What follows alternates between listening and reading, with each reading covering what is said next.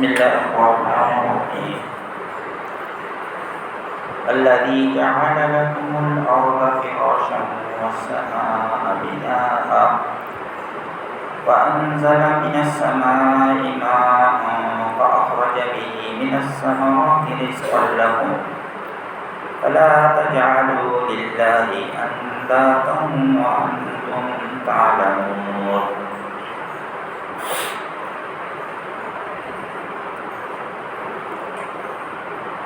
اللہ تمہارا رب وہ ہے جس نے تمہارے لیے زمین کو بچھونا بنایا اور آسمان کو چھت بنایا اور تمہارے لیے آسمان سے پانی کو اتارا نازل کیا، پھر پانی کے ذریعے سے فروٹس اناج وغیرہ نکالا، رزق لکم تمہاری ضرورت رزق کے طور پر، فلا تجعلوا للہ اندادا وانتم تعلمون لہذا تم اللہ کا پارٹنر مت بناؤ حالانکہ تم جانتے ہو، اللہ کا شریک کسی کو نہ ٹھہراؤ۔ تو اللہ تبارک و تعالی اپنی بندگی کی دعوت تینوں گروپ کو دے رہے ہیں، یعنی مومنین کو بھی اور منافقین کو بھی اور ایسے ہی کافروں کو، تین گروہ پہلے ان کا بیان ہوا، تو ان تینوں کو جو ہے عبادت کی دعوت اللہ تعالیٰ دے رہے ہیں، اور عبادت کی دعوت دے کر دلیل کے طور پر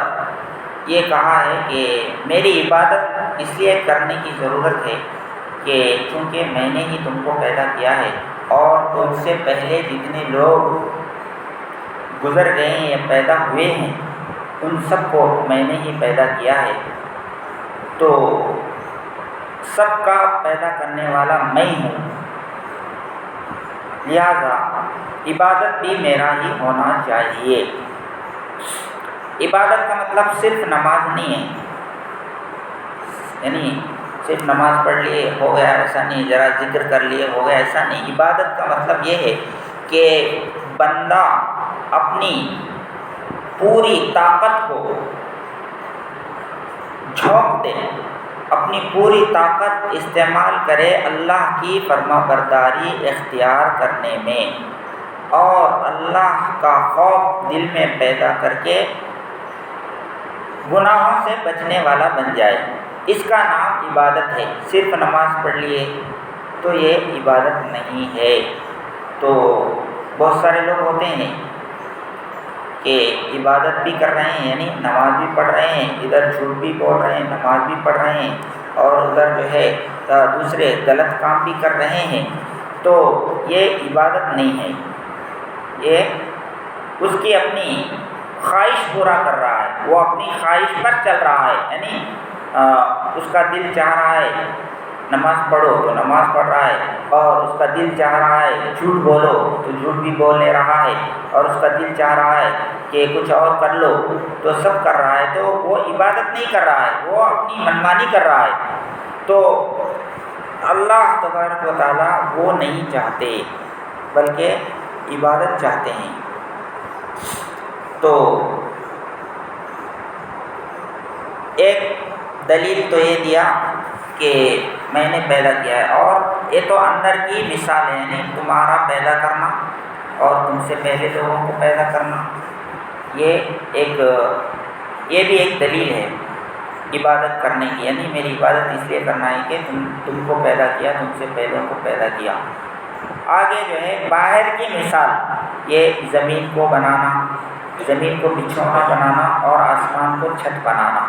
تو اس کی تفسیر، اس کی تشریح کل آ چکی ہے کہ اللہ تبارک و تعالیٰ نے زمین کو ہمارے لیے بہت ہی کمفرٹیبل بنایا ہے۔ اگر آپ یہ چیئر ہے، چیئر اگر ایک اس کا ایک طرف کا جو ہے اگر کڈی ٹوٹ جائے چیئر کا جو ہے ایک پیر ٹوٹ جائے تو وہ اس کے اوپر ٹک نہیں سکتا، ایک پہیا اس کا ٹوٹ جائے، یہ رحل ہے، چار ہے اس کے، ایک طرف کا ٹوٹ جائے تو وہ رک نہیں سکتا۔ تو کوئی بھی چیز زمین کے اوپر آپ کو ٹکانا ہے، رکانا ہے، کھڑا کرنا ہے تو ایسے نارمل سے کھڑا ہوتا نہیں، اس کے لیے جو ہے کچھ انتظام کرنا پڑتا ہے، کچھ الگ سے جو ہے کچھ کرنا پڑتا ہے۔ لیکن تم کو کھڑا ہونے کے لیے تم کو دو پیر پر میں کھڑا کرتا ہوں، کسی چیز کا انتظام کرنے کی ضرورت نہیں ہے، آرام سے کھڑے ہو جاتے ہو، کسی کے ہیلپر کی ضرورت نہیں ہے۔ تو یہ زمین کو میں نے یعنی تمہارا یہ زمین کے اوپر چلنا پھرنا اٹھنا بیٹھنا یہ میں نے کیا ہے، میں نے کیا ہے، اس لیے تم چل رہے ہو، اس لیے تم بیٹھ رہے ہو، اٹھ رہے ہو، سو رہے ہو۔ تو لہٰذا یہ میری قدرت کی ایک نشانی ہے، زمین میری قدرت کی ایک نشانی ہے، لہٰذا جب میں نے اس کو بنایا ہے تو تم میری عبادت کیوں نہیں کرتے؟ میری عبادت کرنا فرض ہے تمہارے اوپر۔ والسماء بنا، اور آسمان کو چھت بنایا، تو آسمان ظاہر ہے کہ ایک چھت کی طرح، اور وہ بھی اتنا بڑا چھت ہے، آدمی جو ہے 2 سینٹ میں 3 سینٹ میں بڑا چھت ڈال کر یا جو ہے 3 اسٹیئر بلڈنگ کا چھت ڈال کر بہت فخر محسوس کرتا ہے، میں اتنا بڑا گھر باندھ دیا، اتنا جو ہے سلاب ڈال دیا۔ لیکن اللہ تبارک و تعالیٰ کتنا بڑا سلاب ڈال دیا ہے، اتنا بڑا سلاب کہ اس کا کوئی پلر نہیں ہے، کوئی ڈال سکتا ہے؟ اتنا بڑا سلاب ہے وہ، اور وہ ہزاروں سالوں سے قائم ہے، کھڑا ہے، وہ بڑھ نہیں رہا، پرانا نہیں ہو رہا ہے۔ تو اللہ تبارک و تعالیٰ کتنی بڑی قدرت والے ہیں۔ آسمان اس کے نیچے تم رہتے ہو، اس چھت کے نیچے تم رہتے ہو، وہ بھی میں نے بنایا ہے، تم کو میں نے بنایا، آسمان سے پانی میں اتار رہا ہوں، اور اس پانی کے ذریعے سے تمہارے لیے کھانے کی چیزیں، فروٹس ہے، ترکاری ہے، اور جو ہے چاول ہے، اور آٹا ہے، روٹی ہے، اور پہننے کے کپڑے ہیں، استعمال کی چیزیں ہیں، جو تم پڑھ رہے ہو، جو تم کما رہے ہو، جو تم بزنس کر رہے ہو، یہ سب چیزیں کہاں سے آ رہی ہے؟ آسمان سے بارش ہو رہی تبھی تو یہ چیزیں جو ہے تم کو مل رہی ہے، یہ سب چیزیں جو ہے میں ہی نکال رہا ہوں۔ فَأَخْرَجَ بِهِ مِنَ الثَّمَرَاتِ رِزْقًا لَكُمْ، آسمان سے اور اسی پانی کے ذریعے سے اللہ تعالیٰ تمہارے لیے میوے، فروٹس وغیرہ اس نے نکالا ہے۔ تو اب ہم جب دیکھیں گے یعنی کھانے کی چیزوں میں دیکھیں گے تو بہت ساری چیزیں ہم کو ملیں گی۔ مثال کے طور پر صرف آدمی پتے والی سبزیوں کو لے لیں، پتے والی جو سبزیاں ہیں،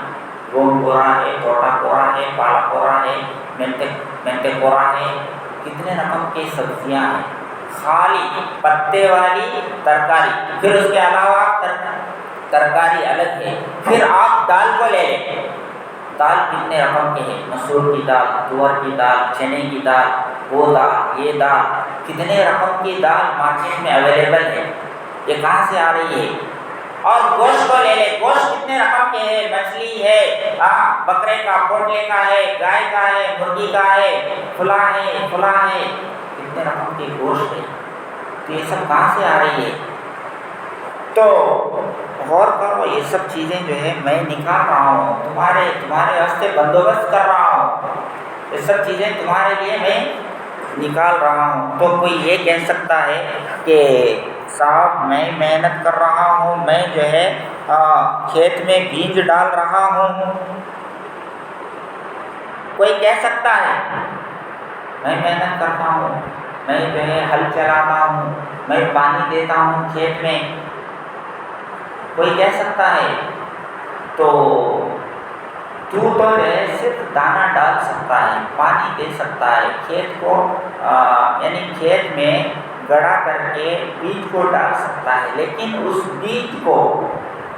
کومپل کون بناتا ہے؟ اس بیج کو جو ہے اس بیج سے پودا کون نکالتا ہے، اور اس پودے کو کون بڑا کرتا ہے، اور وہ پودا بڑا ہونے کے بعد اس میں پھل، اس میں جو ہے اناج کون پیدا کرتا ہے، اور اناج میں ٹیسٹ کون پیدا کرتا ہے، یعنی اس میں کلر، اس کا کلر کون بھر رہا ہے، فروٹس کا کلر کون بھر رہا ہے، اور اس میں جو ہے ٹیسٹ، رقم کے ٹیسٹ، الگ الگ ٹیسٹ جو ہے وہ کون بھر رہا ہے؟ تم کر رہے ہو؟ کیا تم پیدا کر رہے ہو؟ یہ سب چیزیں تم کر رہے ہو؟ نہیں، وہ سب چیزیں میں ہی کر رہا ہوں۔ لہذا اب جو ہے تمہارے اوپر فرض ہے کہ میری تم عبادت کرو اور کسی اور کو میرا پارٹنر نہ بناؤ، یعنی کسی اور کو میرا شریک نہ ٹھہراؤ، یعنی کسی اور کو میرے ساتھ خدا نہ مانو، اور نہ خدا جیسی اس کے سامنے برتاؤ کرو، نہیں اس کے سامنے سجدہ کرنا، اس سے مانگنا، اور جو ہے اس کو بھی جو ہے خدا سمجھنا، یا میری ضرورتیں پورا کرنے والا سمجھنا، یا جو ہے میری مصیبت کو دور کرنے والا سمجھنا، اور میری آفت میں کام آنے والا سمجھنا، یہ غلط ہے۔ لہذا یہ سب چیزیں تم جانتے ہو، لہذا میری ہی عبادت کرو، کسی اور کو پارٹنر نہ بناؤ۔